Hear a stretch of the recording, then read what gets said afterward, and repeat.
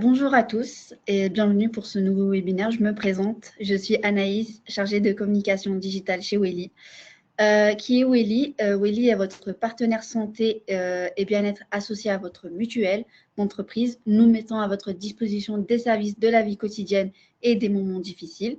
Ce webinaire vous est donc offert par Welly dans le cadre de notre offre de services bien-être. Après avoir fait le point sur les addictions le mois dernier, aujourd'hui, on poursuit notre série sur la santé et le bien-être au travail en faisant le point sur les risques psychosociaux et on va se demander si on prenait le soin de soi et aussi commencer et si on prenait soin de soi de aussi commencer au travail, pardon. Pour y répondre, Justine Lafosse, qui est à côté de moi, psychologue du travail depuis 10 ans, animera ce webinaire. Vous pourrez échanger avec Justine tout au long de ce webinaire via la rubrique questions qui est juste en haut de votre écran à droite.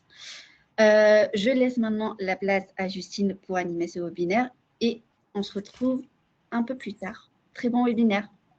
Merci Anaïs. Alors, bonjour à tous. J'espère que vous m'entendez bien. Je vais projeter tout de suite, du coup, le PowerPoint que vous aurez. Bien sûr, tout le contenu sera à votre disposition après le webinaire. Donc, sujet très vaste aujourd'hui, mais on va condenser ça en 1 heure pour vous donner un maximum d'informations pour qu'on puisse aussi être un maximum interactif ensemble. Si vous avez des questions, n'hésitez pas à les mettre dans le chat. J'essaierai d'y jeter un coup d'œil au maximum. On va faire en sorte que vous puissiez repartir avec toutes les infos possibles. Ce que je peux faire, c'est que dans un premier temps, je vais quand même vous faire une présentation globale de ce que sont les RPS. Et peut-être que vous aurez des questions au fur et à mesure, mais peut-être que mon contenu y répondra. Donc, ce que je peux vous proposer, c'est qu'à la fin de ma présentation, on puisse ensemble, voilà, je puisse piocher des questions et voir s'il y a aussi des récurrences au niveau de vos questions. Alors, les questions sont anonymes, donc je préciserai, je lirai la question pour que vous puissiez avoir le contenu ensuite. Ce webinaire sera également en replay. Donc, si jamais vous n'avez pas la possibilité de rester jusqu'à la fin, vous pourrez reprendre le fil plus tard.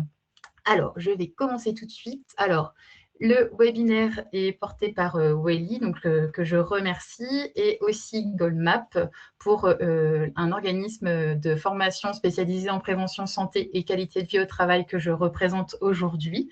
Donc, on a différentes thématiques qui est proposées, notamment la gestion du stress, la gestion des priorités, le burn-out, et donc aujourd'hui, les RPS avec différentes formations et sensibilisation, ateliers qui vous sont proposés. Alors, voilà notre programme de ce matin. Pour 1 heure, je vais commencer dans un premier temps par vous poser 3 questions pour vous mettre un petit peu en jambe par rapport à ce sujet sur les risques psychosociaux. Ensuite, je vous donnerai une définition de ce que sont les risques psychosociaux. Enfin, les facteurs qui sont à l'origine de ces RPS. On découvrira comment contribuer individuellement à la prévention des risques psychosociaux. Et enfin, de voir quels sont les soutiens en cas de mal-être au travail. Alors, je vais pouvoir tout de suite, j'ai un petit outil pour vous permettre de mettre le sondage. Alors, la première question, c'est celle-ci. Je le lance tout de suite. J'espère que vous voyez bien. La première question, c'est celle-ci. On vous dit que sont les risques psychosociaux. Des situations de travail susceptibles de porter atteinte à l'intégrité physique et à la santé mentale des salariés. Des dangers liés à l'utilisation de technologies numériques au travail. On vous dit exposition prolongée aux écrans, cyberattaques. Ou l'ensemble des défis liés à la gestion des ressources humaines. On vous parle de manque de motivation des employés, par exemple. Alors, à votre avis, ça va vite. On a plus de 92% pour des situations de travail qui apportent atteinte à la santé physique et à la santé mentale. On est pas mal, effectivement. Je vous laisse encore quelques secondes, mais bon, il n'y a pas de débat.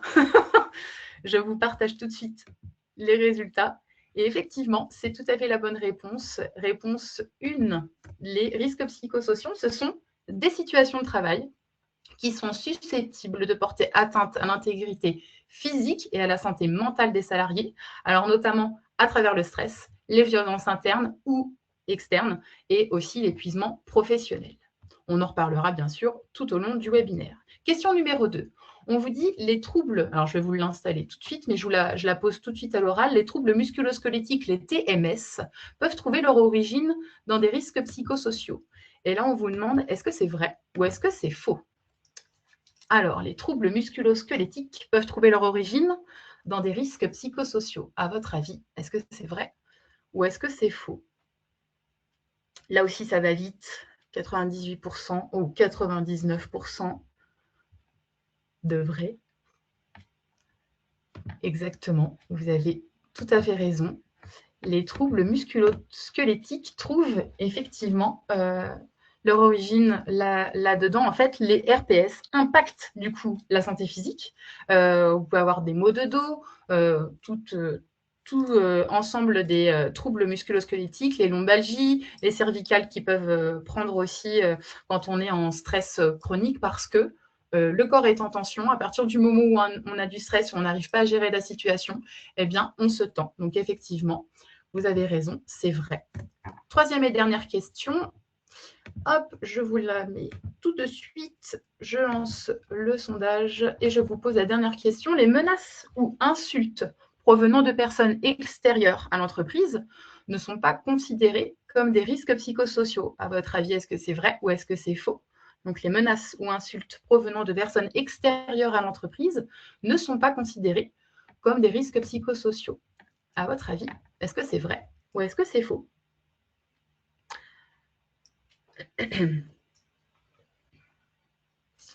Ah là, il y a un petit peu plus de...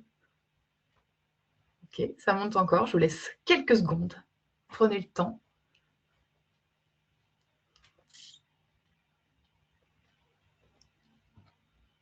Alors, à votre avis, ça continue de participer. Alors, je vous laisse un peu de temps. Bon, il n'y a pas photo. Je vous partage les résultats de suite. Allez. Alors, à votre avis, et oui, c'est faux. On a aussi bien des violences internes au sein de l'entreprise, entre salariés, et les violences externes. On vous donne l'exemple d'un client qui peut agresser du coup un salarié avec des agressions verbales, des menaces voilà, à l'encontre des salariés. Bon, alors là, excusez-moi, j'enlève ça tout de suite. Bon, du coup, beaucoup de bonnes réponses. On continue. Et là, je vais vous donner donc une définition des risques psychosociaux. Je vous le disais tout à l'heure dans la présentation et dans le quiz. À partir du moment où vous avez des situations de travail où sont présentes du stress, des violences internes et aussi ou pas des violences externes, que ce soit combiné ou pas, voilà une définition de ce que c'est que les risques psychosociaux. Le stress, pourquoi? Parce qu'à partir du moment où vous trouvez que vous n'êtes pas en adéquation, enfin en tout cas, vous n'avez pas les ressources adéquates pour répondre à une tâche, répondre à un événement qui vous arrive voilà, sans prévenir, des violences internes, donc là, au niveau de l'entreprise, avec des conflits entre salariés, on peut parler de harcèlement, que ce soit moral et ou sexuel, mais aussi la mise à l'écart d'un salarié, la fameuse, quand on vous dit d'être mise au placard. Des violences externes, alors des violences à l'encontre des salariés par des personnes extérieures de l'entreprise, comme on le disait au niveau du quiz, ça peut être des insultes, ça peut être des menaces, ça peut être des agressions. Tout ceci, du coup, nous montre à quoi correspondent les risques psychosociaux. Quelques chiffres clés, mais on ne va pas s'attarder du coup là-dessus parce qu'on va gagner du temps pour le reste. Mais ce qu'il faut savoir, c'est que 25% des arrêts de travail sont liés à des troubles mentaux et qui sont souvent aggravés par les risques psychosociaux. Vous avez tout est sourcé au niveau des chiffres et notamment sur le site de l'INRS, donc l'Institut national de recherche et de sécurité, vous avez plein de choses concernant les risques psychosociaux. Je vous invite vraiment à y aller, c'est très intéressant. La bonne nouvelle, c'est que 31% des salariés qui se sentent bien au travail sont plus productifs. Et donc ça, vous voyez qu'en termes de performance, on a vraiment une clé à jouer. J'espère que ça va. N'hésitez pas, si jamais vous ne m'entendez pas bien, je continue. Je vois les vrais faux de tout à l'heure. Ça veut dire que le son, il est bon et que vous voyez bien le contenu. Alors, les origines des RPS. Où peut-on trouver, du coup, cette origine concernant ces fameux risques psychosociaux? Eh bien, dans un premier temps, vous avez l'activité de travail, forcément qu'à partir du moment où il y a une perte de sens dans ce que vous faites, que vous n'êtes plus aligné avec les valeurs de l'entreprise, parce que les choses ont changé, parce qu'il y a eu une réorganisation, forcément, on parle d'organisation ici aussi, l'intensité du travail, où on se dit, bah là, je ne vois plus le jour, je ne comprends plus ce qui se passe. C'est pas clair dans mes tâches, dans les consignes, il y a des choses qui sont pas cohérentes entre elles. Bref, à partir du moment où au niveau de l'organisation, il y a des difficultés, automatiquement, il peut y avoir risque de risques psychosociaux. Et aussi le déséquilibre important que vous pouvez avoir entre votre vie professionnelle et la vie personnelle. On en parlera tout à l'heure. Mais aussi, donc, les relations de travail, des relations de travail entre salariés, entre collègues ou hiérarchies qui peuvent se dégrader. Et là, effectivement, un manque de soutien de la part de ses collègues ou de son manager peut aussi activer les risques psychosociaux. Nous avons donc un impact sur l'individu, sur la santé mentale, sur la santé physique, sur la santé sociale. On peut, du jour au lendemain, avoir de l'anxiété par rapport à cette montée en stress. On peut aller jusqu'à le burn-out, la dépression. On vous a parlé de troubles musculo-squelettiques tout à l'heure, des maladies chroniques. Et ça peut aller aussi jusqu'à l'isolement et la perte de confiance par rapport à ses compétences. Un impact bien sûr sur l'organisation, de l'absentéisme avec des arrêts maladie qui sont de plus en plus nombreux, des arrêts qui sont de plus en plus longs, le turnover, forcément les équipes, donc les départs qui se font, obligés de reformer les équipes, ça crée de l'instabilité du coup dans le travail, les accidents du travail, avec le stress, la fatigue, les erreurs se multiplient et donc forcément, cela vient impacter aussi le nombre d'accidents du travail qui augmente. Vous avez le climat social dégradé, comme on le disait tout à l'heure, le fait qu'entre collègues, il puisse y avoir des conflits, de la communication qui ne se fait plus, et aussi la baisse de productivité à partir du moment où les personnes sont moins motivés, se désengagent par rapport au travail, forcément la baisse de productivité arrive, et aussi la marque employeur qui se voit affaiblie avec parfois une image de l'entreprise qui se ternit parce qu'on voit bien que les personnes quittent le navire et que du coup, l'image peut devenir un petit peu plus négative au fur et à mesure. Maintenant, les principaux acteurs de la prévention des risques psychosociaux. Eh ben, dans un premier temps, c'est vous, les salariés, parce que la prévention, c'est vraiment l'affaire de tous. C'est vous qui êtes sur le terrain, c'est vous qui pouvez faire remonter certaines informations ou, par exemple, je vous donne un exemple, un collègue qui ne va pas bien, qui est un petit peu différent, qui a une attitude qui change, forcément, là, ça doit vous mettre la puce à l'oreille. D'accord ? Vous avez aussi le manager de proximité qui, lui, doit être à l'écoute de ce qui se passe par rapport à l'équipe, mais aussi il est là pour repérer quelques signaux, des signaux de détresse de salariés qui sont en souffrance, d'accord ? Des choses qui peuvent effectivement faire remonter à la direction, parce que la direction aussi est là pour identifier les bonnes pratiques, de pouvoir préserver la santé mentale et bien sûr la santé physique de ses salariés, et donc de voir qu'est-ce qui peut être mis en place grâce aussi avec les ressources humaines, une démarche de prévention, d'accord, pour pouvoir mettre en œuvre des choses et stopper du coup le cercle vicieux dont je vais vous parler tout à l'heure, mais à partir du moment où on arrête la machine avant que les risques psychosociaux puissent s'emballer, c'est là la clé. Le CSE, bien sûr, sur des actions correctives, des actions de prévention, le fait d'évaluer aussi les risques professionnels par rapport à un secteur d'activité, par rapport à certains métiers. Et enfin, la médecine du travail, où là, on a des actions de santé au travail pour pouvoir aussi préserver la santé des salariés. Est-ce que ça va? Je ne vous perds pas, tout va bien, on est bon. J'espère que je ne vais pas trop vite, c'est juste pour que vous ayez le maximum d'infos. Si tout va bien, ok, je vois les pouces, c'est super. Et bien du coup, je continue. Et là, maintenant, je vais passer au troisième point. Et là, ce qu'on veut savoir, c'est de connaître les origines, enfin, les facteurs qui sont à l'origine des RPS. Alors, là, on va attaquer un grand pavé, mais c'est ça aussi qui va nous intéresser et nous mobiliser pour que vous puissiez être, selon moi, de manière individuelle, attentif à certains signes, à certains critères, à certains indicateurs qui vont vous permettre de se dire « Ah oui, ok, là, on est sur du risque psychosociaux. » Alors, très rapidement, on a une classification donc, par l'INRS, inspirée du rapport GOLAC qui a été demandé par le ministère du Travail. On est en 2011. Là, il a été question de regrouper par famille les risques psychosociaux. D'accord ?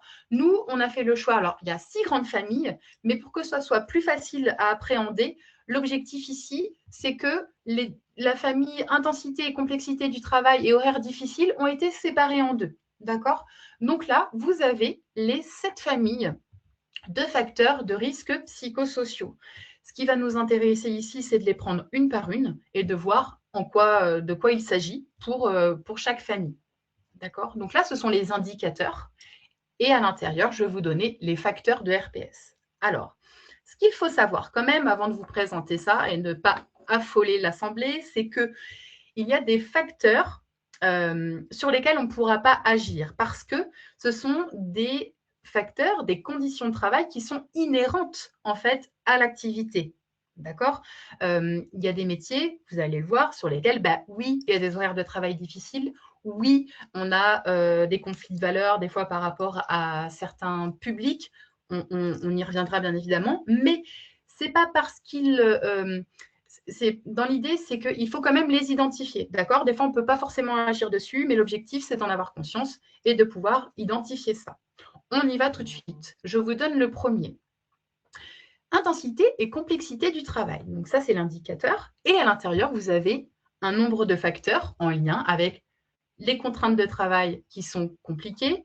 Vous avez des niveaux de précision des objectifs de travail, des adéquations des objectifs de travail avec les moyens et les responsabilités qu'on peut avoir, la compatibilité des instructions de travail entre elles, qui des fois, malheureusement, parfois ne sont pas cohérentes, la gestion de la polyvalente, l'interruption dans le travail. Il faut savoir qu'un manager, par exemple, est interrompu toutes les 3 à 7 minutes, et l'attention et la vigilance dans le travail. Si on prend un exemple d'une personne qui doit prendre les appels, qui doit avoir 50 conseillers clientèle, qui doit avoir 50 appels par jour en 3 minutes en moyenne et qui doit remplir des dossiers complexes derrière, il est toujours sous pression, d'accord ? Mais effectivement, ça fait partie du métier. Là, l'objectif aussi, quand on est vraiment en intensité du travail, c'est de se créer une soupape. D'accord ? L'objectif ici, c'est de pouvoir, comme on dit, débrancher au maximum pour que, allez, ça ne soit pas quelque chose de trop compliqué à gérer et que la tension soit telle qu'à la fin, on n'arrive plus à la gérer. D'accord ? Famille numéro 2, vous avez les horaires de travail difficiles avec ces facteurs-là, avec la durée hebdomadaire de travail, vous avez des horaires atypiques, vous avez l'extension de la disponibilité en dehors des horaires du travail. Normalement, on est censé partir à 18h30, 19h, mais à 20h, on continue toujours de répondre aux mails, de répondre à certains messages. Prévisibilité des horaires et anticipation de leur changement, et conciliation entre vie professionnelle et vie personnelle. Je vous donne un exemple. Quelqu'un qui va travailler dans le secteur médical. Je vous donne un exemple, l'hôpital, aide-soignant, infirmier, bref. La personne travaille en 3-8. Des fois, elle a un emploi du temps qui est donné de semaine en semaine. La personne n'arrive pas à s'organiser dans sa vie personnelles, que ce soit pour voir sa famille, pour voir par exemple ses amis, comme on dit, hein, concilier sa vie pro et sa vie perso, de se dire voilà, je suis concentrée au travail, mais pour cette soupape en question, ça serait bien quand même d'aller voir parfois les amis, mais je ne peux pas, c'est difficile avec la garde des enfants. Bref, vous voyez, dans cette idée-là, il y a beaucoup de choses qui viennent en incohérence, et donc ça crée effectivement des risques psychosociaux. Troisième famille, les exigences émotionnelles. Que ce soit de la tension avec le public, la maîtrise des émotions ou la confrontation à la souffrance d'autrui. Je vous prends un exemple encore une fois. C'est plus parlant avec des exemples. Vous avez un travailleur social qui doit être courtois dans son métier, avec un public qui des fois est un peu en colère, agressif, ou qui est complètement en détresse, détresse psychologique, détresse sociale. Là, forcément, vous allez, comme une éponge, prendre les émotions des gens. Là, ici, l'objectif, c'est de pouvoir aussi exprimer, d'avoir la possibilité d'exprimer ses émotions et dire, oula, là, effectivement, c'est un peu chargé, faut que je décharge. D'accord? Donc là aussi, beaucoup de choses en lien avec ces exigences émotionnelles qui peuvent créer des risques psychosociaux. On avance, la faible autonomie, où on vous dit autonomie dans la tâche, mais aussi l'autonomie temporelle et l'utilisation de développement des compétences. Ça peut être par exemple un enseignant qui, du coup, au niveau relationnel, aimerait bien s'occuper plus de ses élèves qui sont en difficulté, mais ce n'est pas possible. Ça peut être quelqu'un qui, socialement, a des bonnes compétences relationnelles, mais il ne les utilise pas parce qu'il doit respecter une procédure avec des process, et donc là, on ne peut pas sortir du cadre, donc ça crée de la frustration. Bref, vous voyez, dans l'idée, c'est vraiment de se dire, voilà, là, moi, je ne suis pas autonome, en fait, sur ma tâche, et je dois obligatoirement poursuivre un schéma qui m'est donné. Je fais en sorte de revenir vers vous pour voir si tout va bien. OK, pas de questions. On est bon.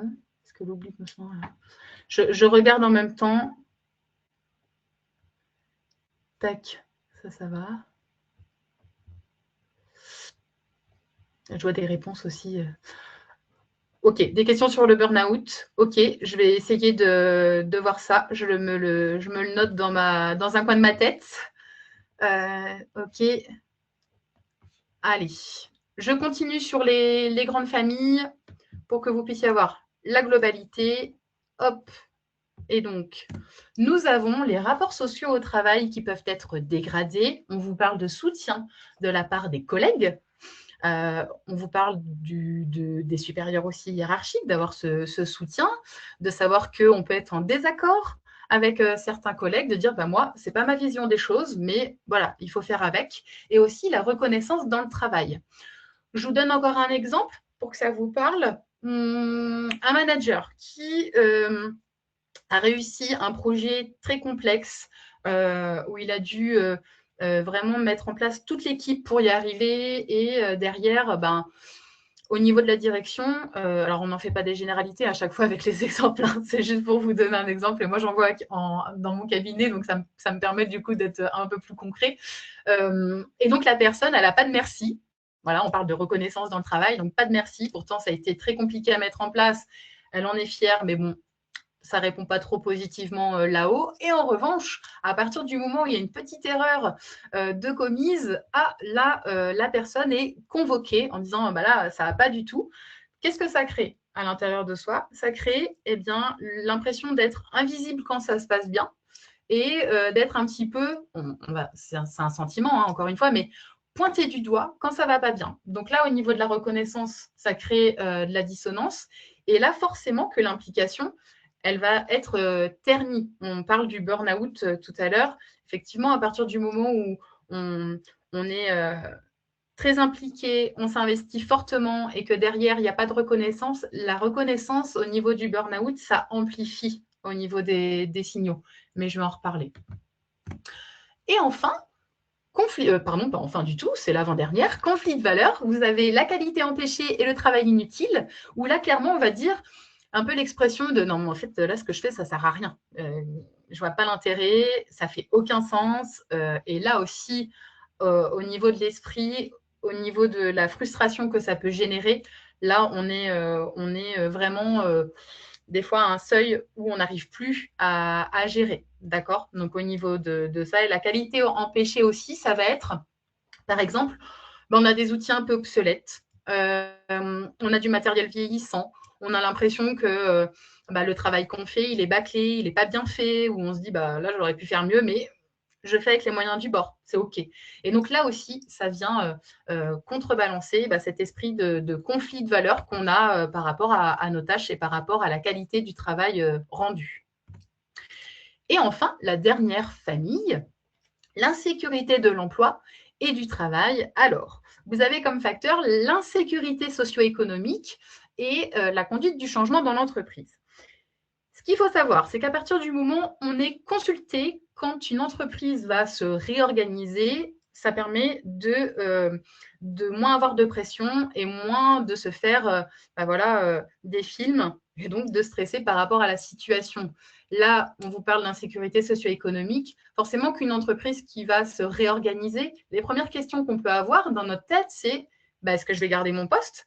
Est-ce que je vais être muté? Est-ce que mes missions vont changer? Et donc forcément, ça génère du stress, ça génère aussi de l'instabilité au niveau des émotions en se disant alors là, comment je vais faire Et là, ça peut être chronique si ça dure longtemps. À partir du moment où on nous dit il y a une baisse d'activité, on ne sait pas trop comment ça va se passer, là aussi, ça génère du stress et donc on ne sait pas la suite, comment ça va se passer. Donc forcément, ça peut créer aussi des risques psychosociaux. J'espère que vous me suivez. N'hésitez pas.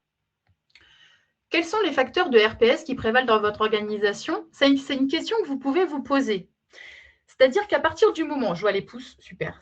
À partir du moment où vous vous dites, moi, je suis confrontée à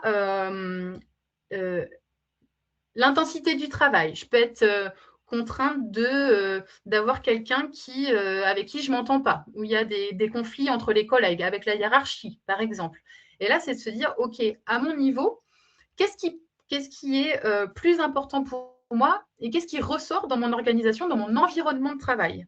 Ça, c'est important que vous puissiez faire un petit point là-dessus pour que vous ayez ces éléments-là et de vous dire, est-ce que moi, à mon niveau, je suis capable d'agir là-dessus? OK. Alors, on ne peut pas agir seul sur signaler un risque psychosocial, on est bien d'accord. Hein. Bon, chacun a son rôle à jouer, mais pour autant, comme la prévention, c'est l'affaire de tous, il y a quand même une idée de se dire, je ne vais pas faire la politique de l'autruche. Là, clairement, il y a un signe. OK? On est vraiment dans cette idée-là. Et donc il n'y a pas de bonne ou de mauvaise réponse, ça bien sûr, et chacun a son curseur, encore une fois, d'accord? C'est pas parce que je vous dis que les horaires atypiques de travail, ça peut être un risque, que forcément ça va venir vous impacter. Il y a des gens qui, au contraire, vont dire, moi, ça me plaît de ne pas tout le temps être sur les mêmes horaires, ça me plaît de travailler dans l'urgence, ça me plaît de gérer mon stress parce que voilà, je suis une personne dynamique, réactive et au contraire, je déteste m'ennuyer sur mon poste. Bref, chacun a ses idées là-dessus. D'accord? On n'en fait pas une généralité. Mais pour autant, on fait un petit récap rapide par rapport aux origines et aux conséquences des RPS. Donc, les facteurs, que ce soit l'intensité du travail, comme je vous le disais, les relations au travail dégradé, un manque d'autonomie, vous avez les RPS qui ressortent avec du stress, des violences internes et ou externes, avec forcément un impact individuel. On parle d'épuisement professionnel avant de parler de burn-out, les troubles musculo-squelettiques, dépression, anxiété, malheureusement, ça peut aller jusqu'au suicide, et un impact collectif avec le désengagement, la démotivation des équipes, une baisse de productivité, l'absentéisme et tout ce qu'on s'est dit tout à l'heure. Voilà pour résumer un petit peu au niveau du schéma des origines et des conséquences des RPS. Nous arrivons à notre point numéro 4. Et là, on va découvrir ensemble comment on peut contribuer individuellement à la prévention de ces fameux RPS. Je regarde les questions. C'est compliqué effectivement d'alerter.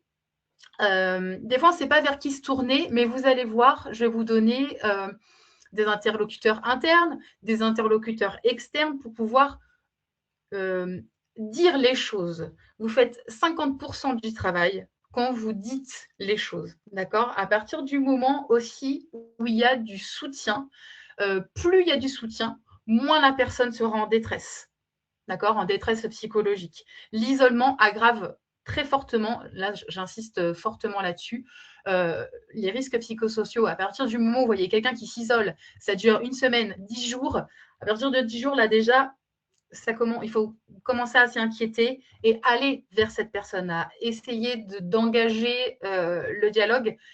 Et là, on fait encore une fois la plus grosse partie du travail. Mais je vais y revenir et ça fait partie du cinquième point. Je reprends mon fil. Donc, on va découvrir comment on va individuellement contribuer à cette prévention. Mais la question que vous pouvez vous poser, là, tranquillement, d'où vous êtes, c'est, mais quand vous vivez une situation difficile au travail, comment vous réagissez?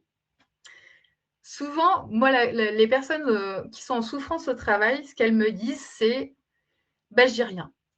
Je garde ça pour moi. Et souvent, on se demande, oui, mais pourquoi vous gardez ça pour vous? Et souvent, il y a des choses qui vous viennent en tête. Je suis sûre que là, il y a des choses qui vous viennent en tête et on va en parler tout de suite. Et aussi une question de se dire, mais finalement, qui est la personne la mieux placée pour repérer un collègue qui ne va pas bien? Ça, c'est très important aussi de se poser la question. Donc, je vous le disais tout à l'heure, la prévention, c'est l'affaire de tous. Souvent, on peut se dire, bah, ce sont les ressources humaines ou le manager qui, on pense plutôt à ces personnes-là quand on parle de prévention des risques psychosociaux, mais il faut savoir que chacun a un rôle à jouer. À partir du moment où on est à l'écoute, à partir du moment où on est vigilant des attitudes, des comportements des collègues, là, vous allez pouvoir créer quelque chose de positif. Certains leviers individuels pour prévenir ces fameux risques psychosociaux, ça serait quoi? Bah déjà, dans un premier temps, et là je pense aux personnes qui sont dans un tunnel de 8 heures le matin jusqu'à 18 heures le soir, c'est faites des micro-pauses. Clairement, quand je vous disais tout à l'heure, le fait de débrancher, ça aide réellement à tenir le coup, à trouver voilà, un moyen de décharger ce qui vous arrive, d'accord? Les personnes qui n'arrivent pas à déjeuner, on vous voit. Eh ben, l'objectif ici, c'est de faire des micro-pauses, d'accord? Dès que vous pouvez le faire. D'exprimer vos difficultés à temps. Et là, le à temps, il est important dans le sens où l'objectif ici, n'est pas que la situation s'aggrave. À partir du moment où il y a une situation qui génère de l'isolement, la situation va se dégrader. Ça, c'est obligatoire. De se protéger de certaines surcharges émotionnelles, à partir du moment où vous commencez à être irrité, que vous avez du mal à dormir, que vous voyez qu'il y a des choses qui vous mettent en colère alors que d'habitude, pas du tout, là, ce sont des signaux d'alerte. Il ne faut pas les ignorer. D'accord? Il ne faut pas les minimiser. Souvent, on a tendance à se dire ça, ça ira mieux et ça va passer. Attention à ça. D'accord? Je vous parlais tout à l'heure de le fameux débranchage, là, le fameux, il faut débrancher. À partir du moment où quelqu'un vous dit tu as besoin de vacances, c'est pas un bon conseil. Clairement, pourquoi je dis ça? Souvent, on se dit les week-ends ne suffisent pas.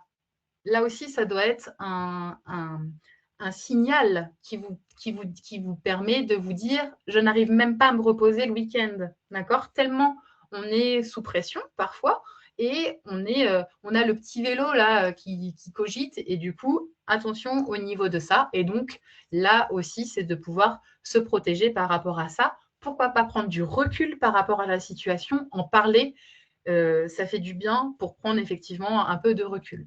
On vous dit aussi de pourquoi pas faire respecter ses limites, alors dans la mesure du possible et forcément avec assertivité. On ose dire non. Alors ça, c'est souvent compliqué. Souvent, les personnes qui font un burn-out, le non est très compliqué. L'objectif ici, encore une fois, c'est de pouvoir dire, ben là, en fait, on me sollicite pour quelque chose, mais moi, je n'ai pas le temps. Là, ça va me demander du temps. Comment je vais faire pour m'organiser et je suis déjà sous l'eau.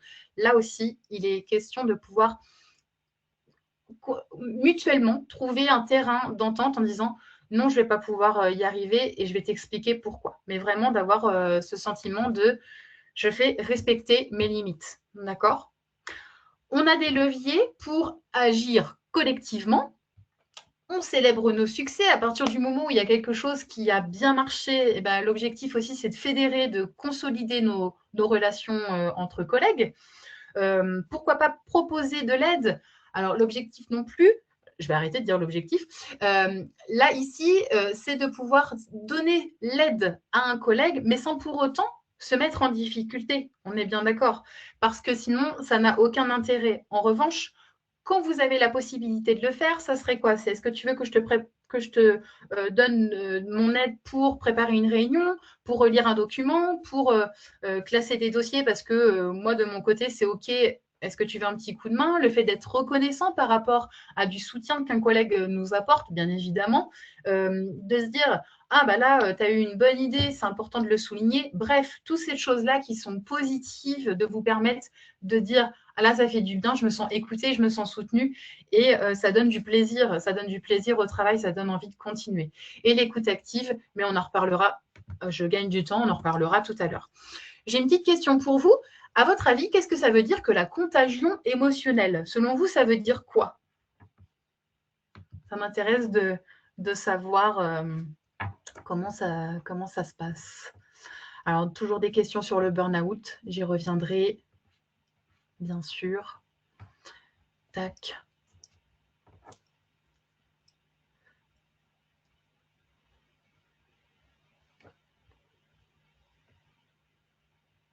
Oui, j'ai des personnes là qui disent que les week-ends, malheureusement, ça ne suffit plus. On est d'accord, hein, quand on est. Alors, souvent, c'est aussi dû à quoi? On parlait d'absentéisme tout à l'heure. À partir du moment où on doit pallier à l'absence de certains collègues, et là, on continue de charger la mule, là, ça devient effectivement très compliqué. Je suis d'accord. Hein. Alors, attention, hein, je n'ai pas la solution à tous ces problèmes. On est bien d'accord. Là, l'objectif aussi, c'est de pouvoir dire stop, je ne peux plus, plutôt que de dire oui, oui, tu peux continuer de m'en mettre sur le dos, il n'y a pas de souci. Non, non, non. Et cette idée il y a des collègues très empathiques qui se mettent dans le jus, comme on dit, alors qu'eux-mêmes le sont déjà, mais qui veulent aider. C'est sympa, mais ça ne vous sert pas. On ne se refait pas, hein, mais il y a de ça aussi. Alors, revenons quand même à notre contagion émotionnelle, parce que là, je regarde vos questions, ça agit. Oui. Alors, si on est de bonne humeur, ça aide les autres à être un peu mieux. Eh bien, tout à fait. Et à l'inverse, vous avez tout à fait raison. Je vois ça. Eh bien, c'est exactement ça. À partir du moment où il y a quelqu'un dans votre bureau qui est hyper négatif, qui est tout le temps. Alors, on les connaît, hein, on les voit. Encore une fois, on ne les stigmatise pas, mais ça va souffler, ça va ronchonner, il n'y a rien qui va. Bref, ok. Et ben, de travailler avec ces personnes-là, ça vient nous impacter, ça vient impacter aussi le climat de l'équipe. On dit, oh, mais pourquoi elle est tout le temps comme ça? Et des fois même, on n'a plus envie de communiquer avec cette personne-là même s'isole ou en tout cas est isolée de l'équipe. Alors, attention à ce niveau-là, hein, mais malheureusement, ça peut arriver. Et au contraire, vous avez cette contagion émotionnelle qui peut être positive avec une personne qui est souriante, qui a toujours une solution à un problème, qui est dans la sérénité, qui n'est jamais stressé. Ça fait du bien. En fait, souvent, on peut le voir que une même journée de type de travail, à partir du moment où dans l'équipe, il y a des gens qui sont plus positives, ça donne envie d'aller travailler. Clairement, hein, on est vraiment sur quelque chose qui est contagieuse. Donc, des fois, même à ce niveau-là, on peut se faire une petite autocritique de se dire bon là, je vais éviter de râler, je vais éviter de souffler, mais attention, on a le droit de se plaindre, d'accord? Encore une fois, on a la possibilité de dire quand ça ne va pas, et c'est là l'objectif, hein, mais il y a se plaindre et se plaindre, encore une fois. Et là, dans cet esprit-là, c'est de se dire, eh ben tiens, qu'est-ce que je peux propager comme quelque chose de positif pour avoir quelque chose qui peut être positif et se propager positivement, de la bonne humeur, quelque chose qui est une bonne humeur communicative. Là, on vous demande voilà, de réfléchir à ce truc-là, à dire, ah oui, c'est vrai que quand il y avait cette mauvaise ambiance-là, malheureusement, ça s'amplifiait, il y avait des tensions qui, du coup, augmentaient. Et à partir du moment où on dit les choses et qu'on arrive un petit peu à se mettre d'accord sur un consensus, la bonne humeur revient aussi. Ça, c'est très important. Donc ça, idem, à se dire, bah tiens, je prends conscience de ça, je prends un petit peu de recul et j'essaye d'apporter quelque chose de plus positif au niveau du travail, même dans un environnement compliqué.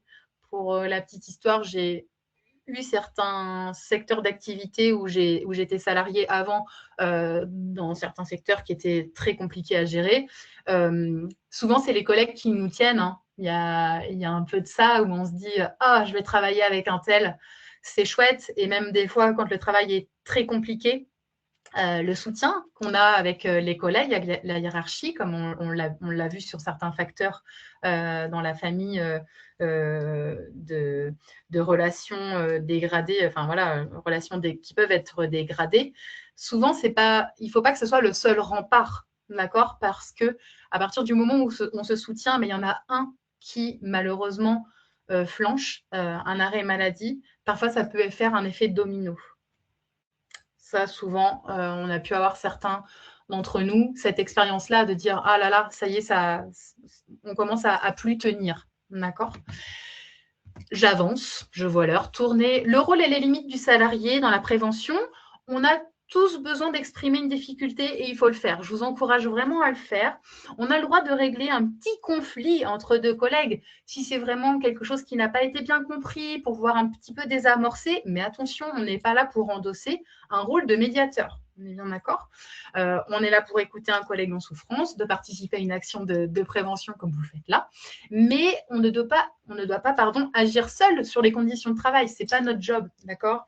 Le manager, la direction, ils sont là pour trouver des améliorations. On n'est pas là pour dire « Ah là, c'est un risque ». On est là pour faire remonter les choses au niveau du terrain, bien évidemment, encore une fois.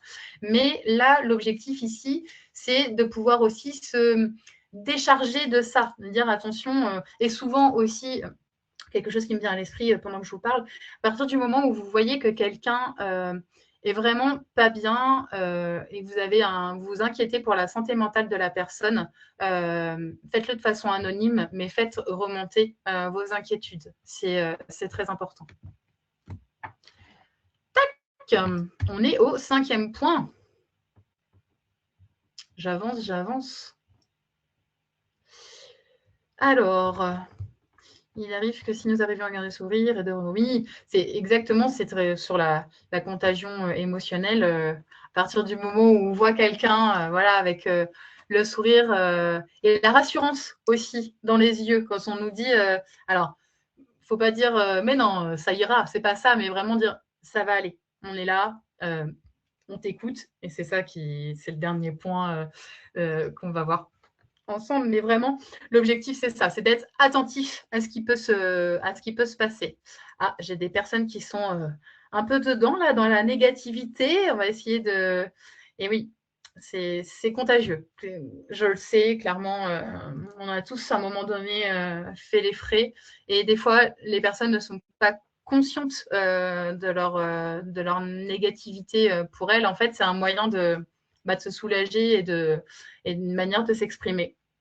Donc, malheureusement, des fois, on fait avec.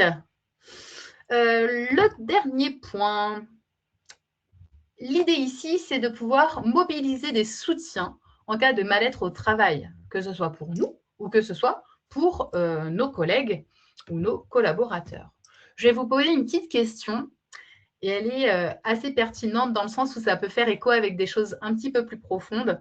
Mais selon vous, pourquoi il est si difficile de demander de l'aide lorsqu'on se trouve en difficulté? Je vous laisse quelques secondes quand même pour y répondre parce que je trouve ça très intéressant de voir pourquoi en fait on n'en parle pas. Qu'est-ce qui fait que on n'ose pas, on a peur de quelque chose, peur du jugement, tout à fait, ça remonte plusieurs fois. L'orgueil, oui, aussi. Montre qu'on est faible, exactement. On a honte, on a peur de ne pas être compris. Je lis vos réponses en même temps. L'impression d'être nul, qu'on se sent anormal. Ça montre qu'on est encore une fois faible. Perte de confiance, perte de jugement, encore une fois. Ben oui, mais tout à fait. Et en fait, on a peur. Mais peur de quoi? Des fois, on se dit, mais en fait, si je le dis, est-ce qu'on va me... J'y vais fort, mais est-ce qu'on va me virer parce que je dis que je suis en difficulté? Des fois, c'est juste se poser ça. Et des fois, on se dit, mais est-ce que je vais continuer à aller mal? Est-ce que je vais continuer de ne pas savoir quoi faire? Mais combien de temps? Enfin, des fois, il y a cette prise de conscience-là à dire, mais ça va aller où? Peur de déranger, oui, je l'ai souvent en cabinet, ça. Bah, je ne vais pas leur dire, ils ont autre chose à faire. Ils sont là pour ça.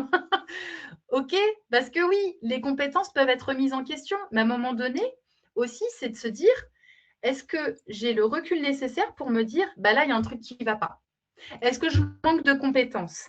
Est-ce qu'on m'a confié des tâches, mais en fait, je ne sais pas les faire? Est-ce qu'on m'a confié un problème, mais ce n'est pas à moi de le résoudre? Et là, vraiment, dans l'idée aussi, c'est de se dire, bah tiens, clairement, je suis complètement sous l'eau. Là, je suis démunie par rapport à cette situation. D'accord? La peur de perdre son poste, mais on va voir ça ensemble. Mais c'est souvent ça qui revient, effectivement. Je vous remercie en tout cas pour vos réponses.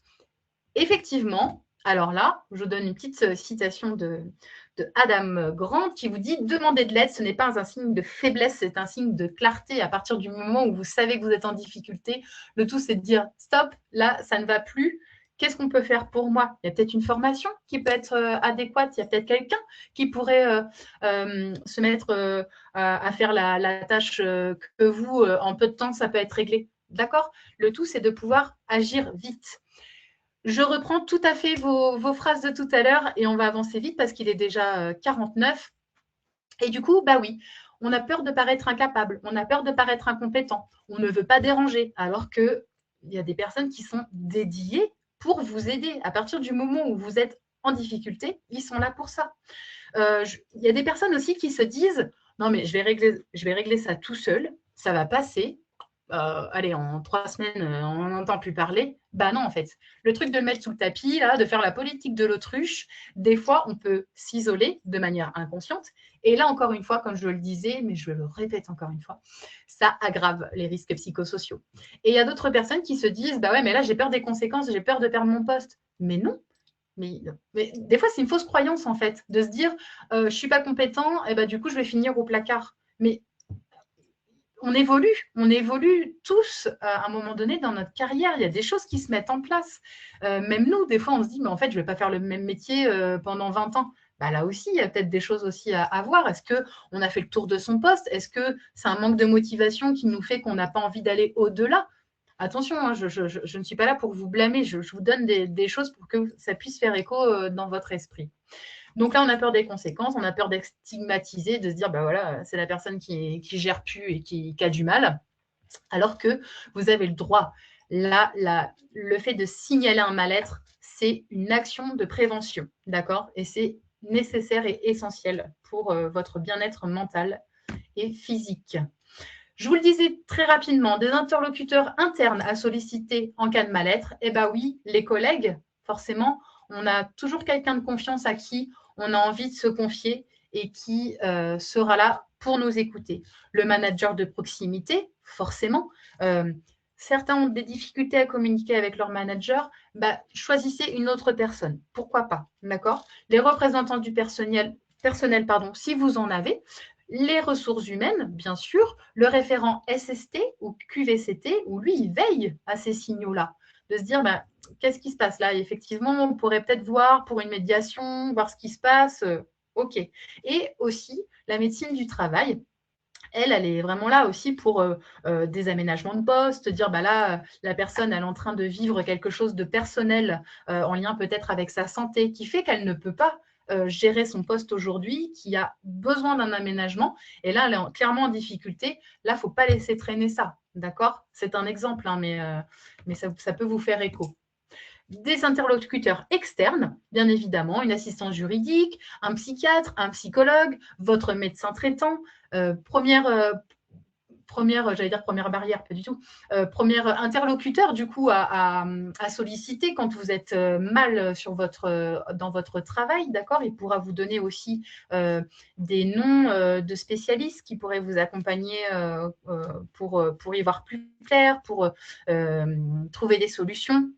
Il y a un service d'assistance et des lignes d'écoute qui sont anonymes, gratuites, 24 heures sur 24. Donc là, sur la souffrance au travail, c'est le 0800 13 00 00, où là, vous avez la possibilité en fait de pouvoir dire ce que vous ressentez, de libérer vraiment la parole quand il y a un trop-plein d'émotions ou quand vous ne savez plus vers qui vous tournez et que vous souhaitez avoir quelqu'un de neutre, complètement externe à l'entreprise, ça peut aider pour libérer la parole. Vous avez l'inspection du travail, alors forcément en cas de litige, bien sûr, et des associations qui peuvent être là aussi pour vous accompagner par rapport à votre situation en lien un accompagnement social, un accompagnement psychologique ou sur de l'orientation aussi professionnelle à un moment donné quand vous vous posez des questions sur votre travail. Et donc, quelles sont les clés pour vous, à votre avis, pour soutenir un collègue en difficulté sans risquer de s'épuiser soi-même, encore une fois? Et là, les bonnes pratiques, c'est quoi? C'est l'écoute active, d'accord? C'est on laisse la personne parler jusqu'au bout, on essaye de ne pas l'interrompre, on essaye de reformuler ce qu'elle a à nous dire pour savoir si on a bien compris ce qu'elle a à nous dire, on accueille les émotions, on n'est pas là pour minimiser ce que la personne ressent. Comme je vous disais tout à l'heure, non mais allez, c'est bon, ça va bien se passer, c'est pas grave.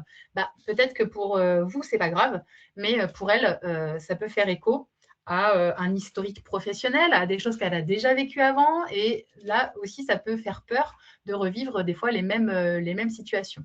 De respecter la confidentialité, bien évidemment. On se dit, voilà, j'ai repéré qu'il y avait quelqu'un, mais je n'ai pas envie de dire qui, mais là, ça ne va pas trop, quoi. Est-ce qu'on peut faire une réunion ou mettre en place des analyses de la pratique? Bref, tout ce que vous voulez pour pouvoir désamorcer le problème. Et d'orienter, bien sûr, vers des professionnels. Ça peut être déjà quelqu'un que vous avez vu ou quelqu'un où vous dites, tiens, j'en ai entendu du bien, est-ce que tu veux le numéro?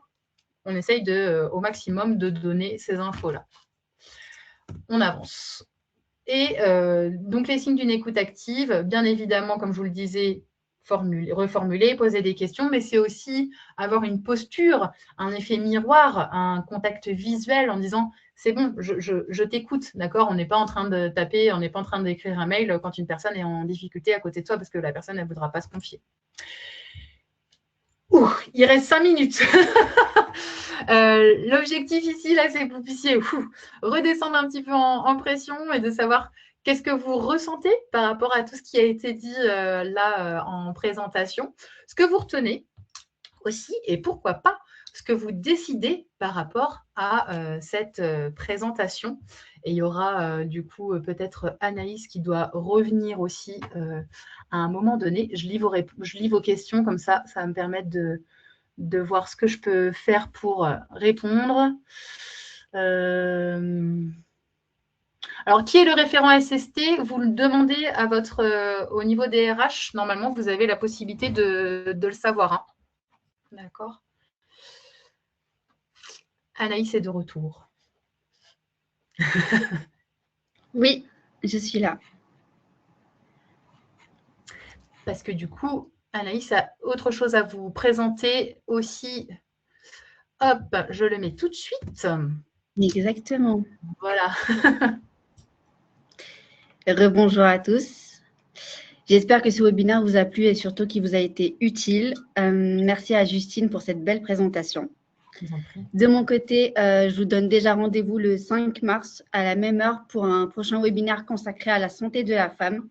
Vous y découvrirez des spécificités liées à certaines pathologies, l'endométriose, les troubles métaboliques, les changements physiologiques comme la ménopause, etc., ainsi que le rôle de l'alimentation dans l'équilibre hormonal et la santé globale.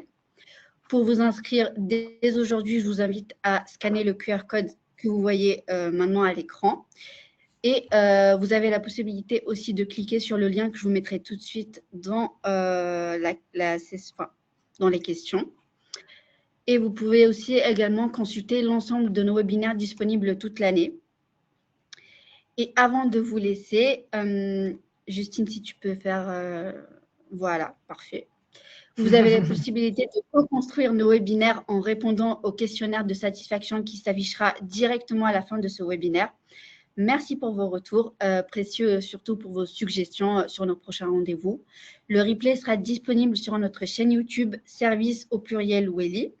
Vous recevrez un email de notre part demain à 14 h pour avoir le lien d'accès, le replay du webinaire ainsi que la présentation que Justine vous a fait ou pour avoir le support. Et pour finir, pour suivre nos aventures, n'oubliez pas de nous suivre sur LinkedIn, on vous a mis le lien dans le message qu'on vient de vous envoyer.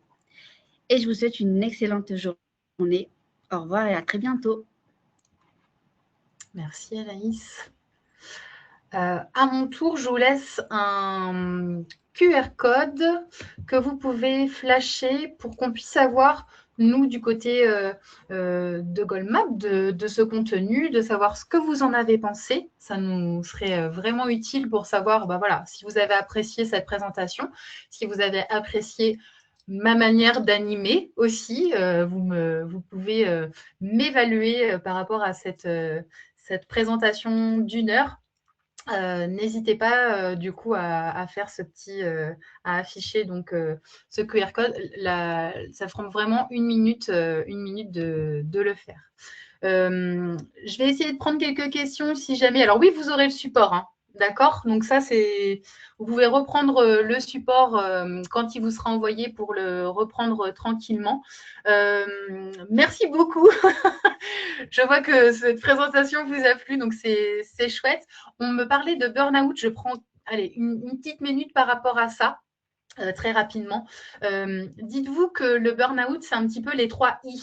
Vous avez l'irritabilité, l'isolement et l'instabilité. À partir du moment où vous voyez que vous commencez à vraiment vous dire non mais là, ça ne va plus du tout, de cogiter le soir quand vous rentrez, de ne pas réussir à débrancher, à continuer à travailler le soir quand vous rentrez chez vous, le week-end, que vous n'avez pas assez de repos, que tout vous énerve et soyez vraiment dans la prévention de ça. Vous en aurez très certainement. Peut-être que voilà, on vous proposera un webinaire là-dessus, mais faites attention à ça et soyez vraiment dans la prévention. Échangez, faites au maximum aussi. Un petit conseil que je peux rapidement vous donner.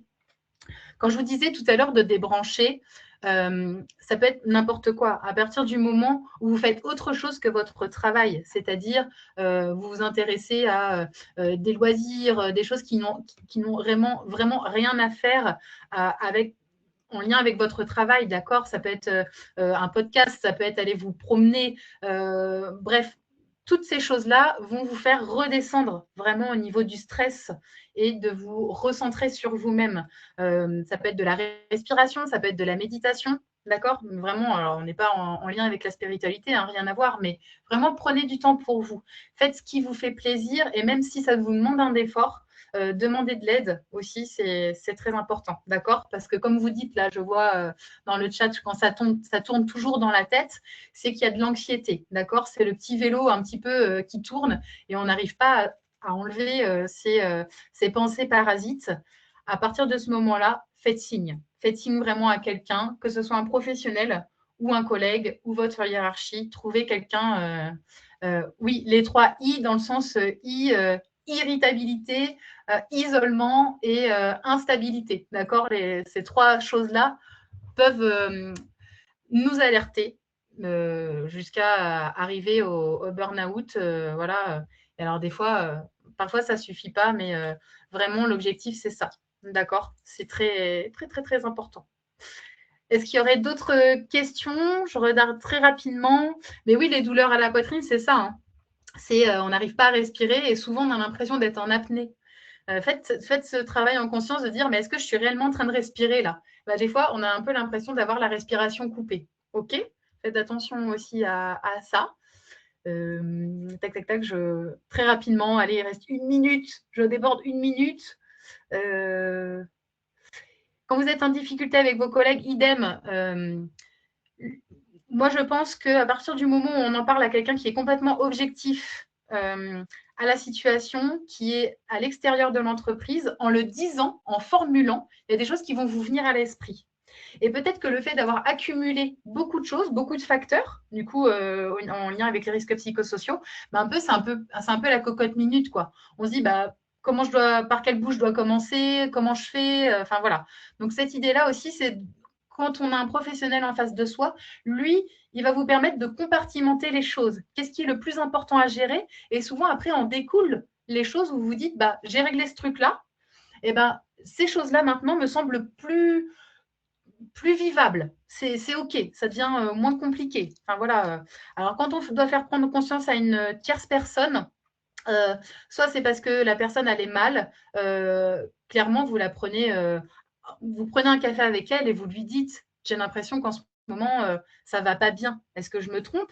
Et donner son ressenti et dire, je suis inquiète en fait pour toi, est-ce que je dois m'inquiéter? Voilà, on est un peu dans cette prise de conscience qui peut être vraiment utile.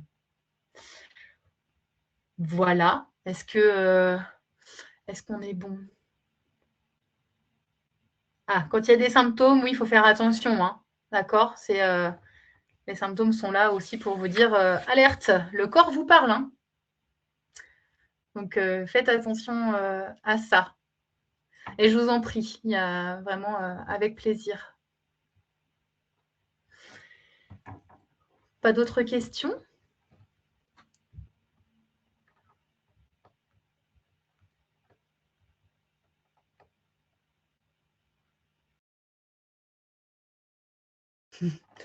C'est gentil. Eh ben, je pense qu'Anaïs, on est pas mal. Je pense qu'on est bon, effectivement. Ouais. Oui. Et ce sera. Et puis les managers, il faut qu'ils soient formés sur les RPS, c'est une bonne chose. Je vois. Je le vois dans les questions. Oui. Oui. Oui. Voilà. Écoute, merci. Merci beaucoup pour vos interactions, d'avoir suivi ce webinaire. C'était avec plaisir, en tout cas. Donc, merci à toi, Justine, pour cette belle présentation. Mais je vous en prie. Merci beaucoup. Au revoir. Au revoir. Bonne journée à vous. Merci. Bonne journée. Au revoir.